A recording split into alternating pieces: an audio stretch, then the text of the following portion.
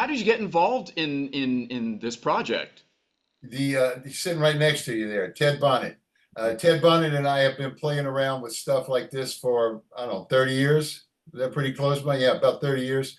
And doing radio stuff and doing voices and all kinds of stuff. And he called me one day and said, "No, I've got a serious one.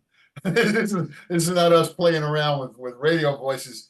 This is serious." And it is a serious script and a serious story with a lot of complexity and a lot of nuance. And even Bonnet couldn't screw it up.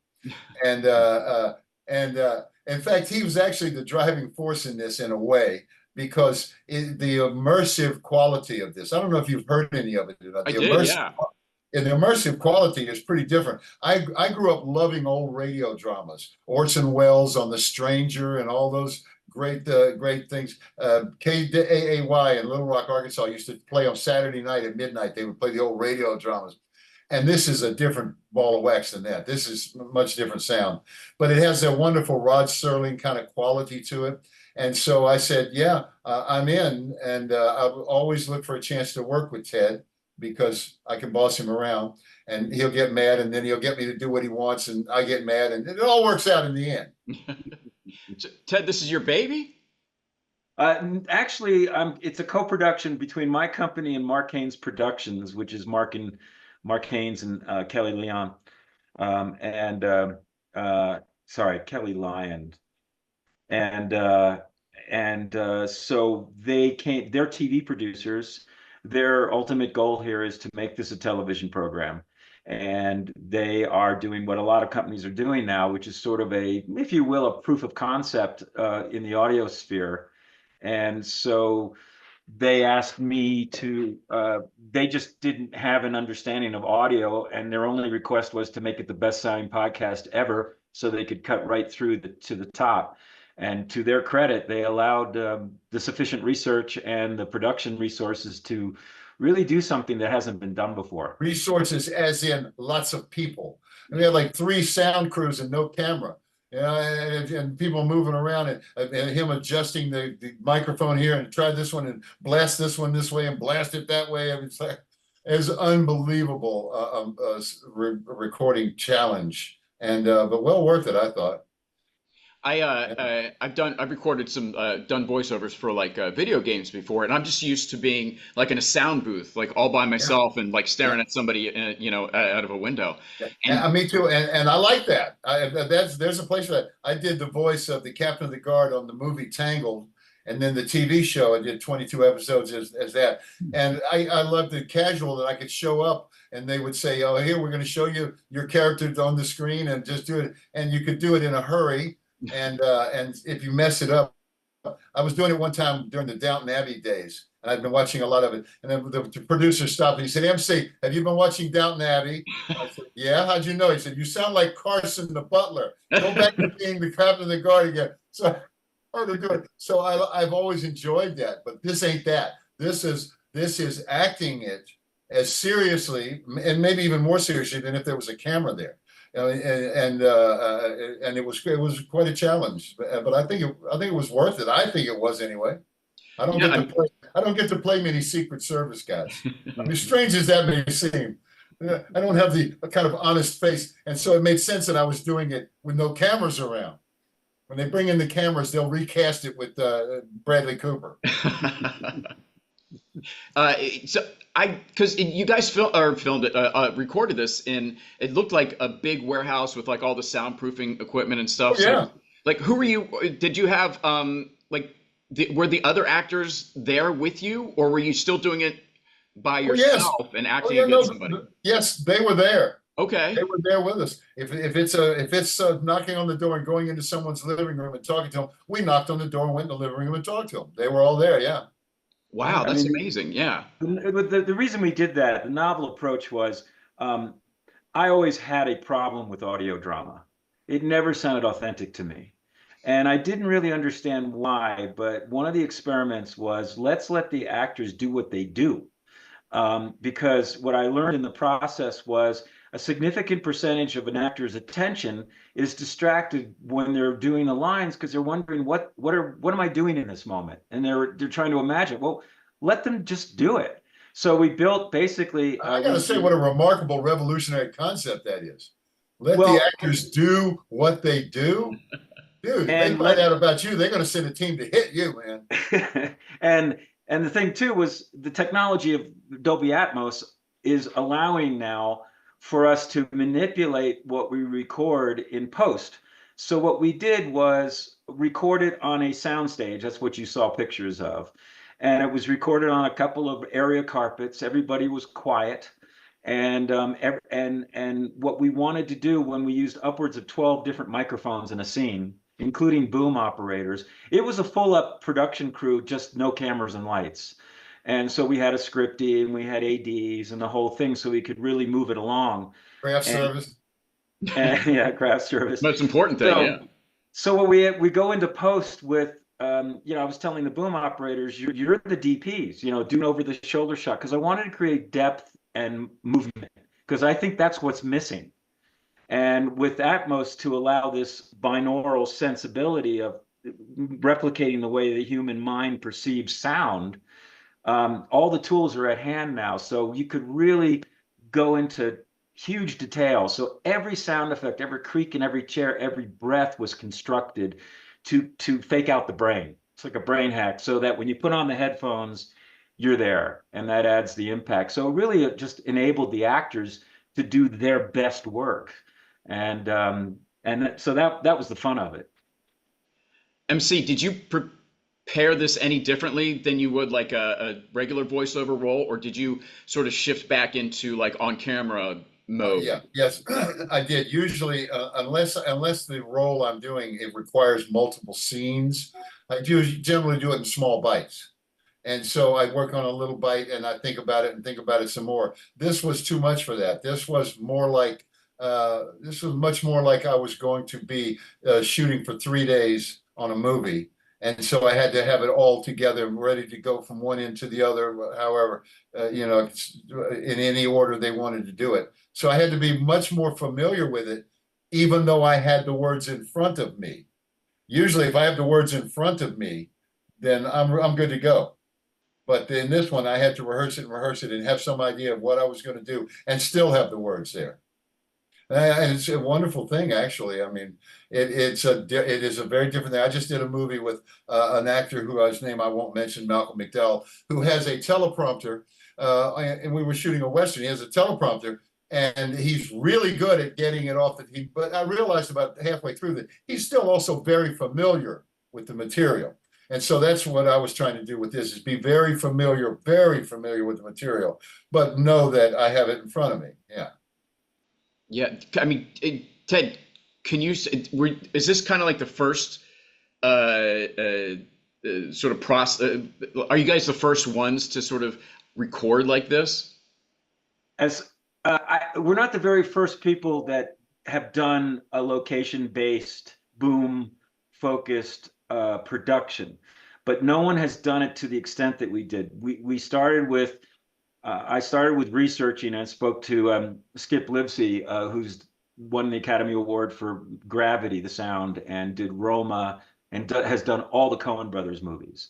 And I just picked his brain for an hour, and then I called Brent Kaiser, who did the sound for Everything Everywhere All at Once. And I just asked them to give me, I just ran these ideas. Does this make sense? Is this insane? And they go, no, you can do this. And it turns out Brent had done something like this on location in a low budget situation, and was recording the actors outside and did, laid some sound blankets in a house and did it on location. And I knew with the cast that we had, we couldn't do that. We had John Goodman, we had MC, we had Santiago Cabrera. We had to do this on a set.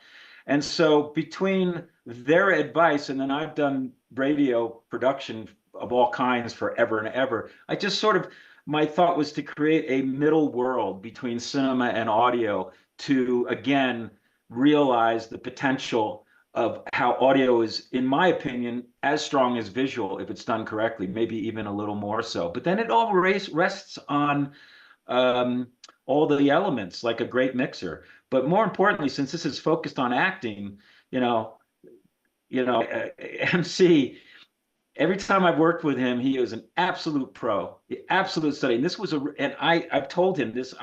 my personal feeling was that he had the most challenging role in the series, and it was really difficult. But I'm And really good. I'm really good. Is that what you're saying? I'm good enough. I mean, don't. no, no, I want I to. I did the also want to dialogue. throw in. I also want to throw in that the director was really good, and you know, as an actor, good direction is the most emboldening thing. I can tell you, you know what I'm saying. It emboldens us to try to do better. If that's a word, emboldens, to try to do better work and to maybe take a chance because somebody's listening to say yes, no, it didn't work. Great direction, great script, and Bonnitt and his little Yeah, microphone. Kelly Lyons, who wrote and directed it, and it was based on an idea that her partner Mark Haynes had created. So it really was the two of them, and Mark had the vision to, raise the money to allow me to indulge me to do the research and because it was uncharted territory. I really couldn't bring anybody in, so I did all the dialogue editing. I directed on set. Kelly was doing the dramatic editing, directing. I was thinking technical direction. Is that going to cut well? So we kind of, we looked at each other and got what we wanted and moved Yeah, on. yeah. You also did craft service too. I did craft service, and then so I like it. Lance is laughing. I like Lance and I are kindred spirits here, man. You say craft service, you have me Oh, in it's funny. craft service, Bonnie. So anyway, it was, so then you could piece it together in the dialogue editing process, and then in the sound design process, and then in the music, so in the score. So it was this really wonderful experiment, that we were able to pull it together. And Andy Snavely of Bendy Sound did the mix in Atmos, and to his credit, he shaded the characters' voices so it really sounds exterior, it really sounds interior. And we really wanted to. I mean, I did radio commercials for major motion pictures for 20 years. I sold picture on radio forever. So that helped me understand how the brain perceives visualization. And man, it was all in on this, and everybody was in on it. And it was just this wonderful opportunity where everybody got it. We dug it. We had a mind meld on set where we got into a groove where the boom ops were saying, "Okay, Ted, what do you see?" And then we all just did pantomime. We blocked it, and everybody got into it, and the actors loved it because there was no makeup, there was no costuming. And there was a funny moment with Santiago Cabrera because we did a scene where he moves over and does something to help him realize it, and Kelly and I talked and we said let's try it one more time, and Kelly says let's go back to one, to do the scene again, and Santiago just sort of drifts off and he goes, "Oh, wait a minute. There's no cameras. It's up to me." So everybody ran back. And so the actors got into this groove. And when the AD would say, "Okay, that's a wrap for so-and-so," we actually had some performers say, "Oh God, it's over. I have to go." So it was really this great, I think it was really a great circumstance, I think, for the actors. We all And have it was quite a jolt when I finished doing this and I went to do the next project I was working on. I was like, "What? Only one sound crew? What the hell? Don't you care what we sound like?" So it made me sound like a lunatic to a lot of people.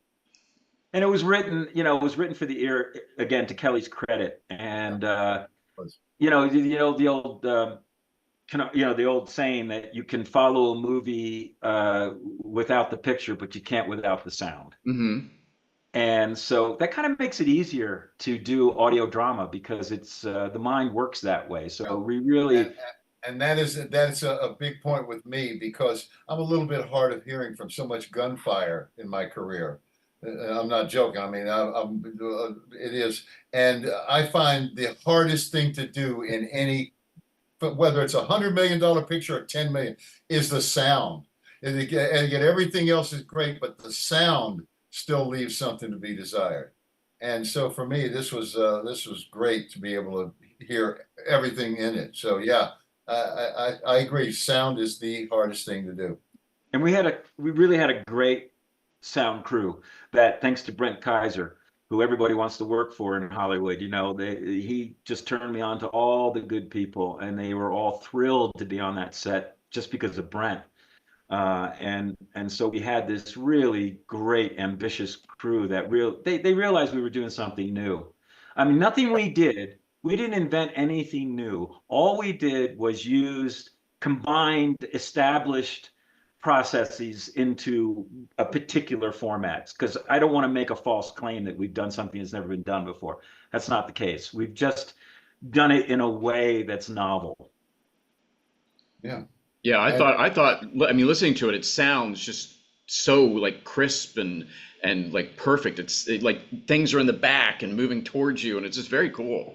That's Atmos, Yeah. that's the beauty. And then interesting thing is there's only 3 Foleys in the entire of all the thousands of sound effects, which kind of surprises people. But the fact of the matter is, in this day and age, the democratization of technology, there are nerds all over the world recording beautiful sound. And because of the internet, it's all aggregated very inexpensively. So I just could pull sound. I mean, yeah, somebody went out and spent a month recording a period steam engine binaurally and ambisonically. And so when we lay in that steam engine in one scene, you feel like the steam hitting you. Mm. So there's really not a lot of reason to do Foley, because you want to get into an absolutely focused, literally single brushstroke sounds that aren't going to be consciously heard, but to the brain is going to lend authenticity to an actor leaning over and speaking to somebody. You hear a little chair, and that's how the brain works. It just immediately filters out what's not fearful or rewarding. And so you build your scene, and then immediately it focuses in. Otherwise, we'd all be autistic. So we just replicate the way the mind perceives reality, situational awareness. And Mm. that's what I can tell you after 30 years of working with Bonnitt, if you can get him to shut up long enough to actually record this stuff, it's a day at the beach. I mean, it's like, wow, what a beautiful thing. pearls to swine. Well, hey guys, thank you so much for taking the time to chat with me. I really appreciate it. A lot of fun, Lance. I look forward to seeing you again somewhere, bro.